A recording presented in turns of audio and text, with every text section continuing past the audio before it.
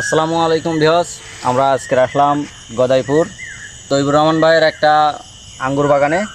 তো প্রথমে এটা দেখাই, দেখেন এখানে চারা, ফল সহ চারা, একদম অ্যাকুরেট চারা পাওয়া যায় এখানে। আর এখানে এই যে থোকা দেখছেন, এর ভিতরে সবই ফল, খুবই সুন্দর, 1 বছর বয়স, 1 বছর পুরানো। এই যে ফলগুলো হয়েছে কত সুন্দর। এখানে আরও আছে এই পাশে, এই যতগুলো কাগজ দেখতেছেন আপনারা, সবগুলোর ভিতরে ফল আছে, খুবই সুন্দর ফল।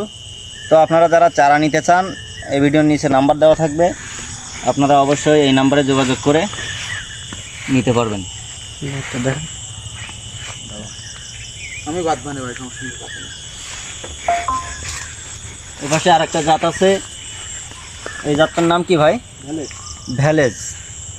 এই জাতটা আমার দেখে খুবই ভালো লাগছে, আসলে মন ভরে গেছে আর কি। আমার দেখা দেখেন, মন ভরে গেছে আর কি এই জাতটা দেখে। ভ্যালেজ দেখেন কি অবস্থা, এ কি আমাদের দেশে সম্ভব? এটা কি অবস্থা, মানে এক থমকায় মোটা না হলেও 500 পিস আঙ্গুর আছে। ওজনেও 500 গ্রাম আসবে, আর ওজনে সর্বনিম্ন 500 গ্রামের বেশি হবে।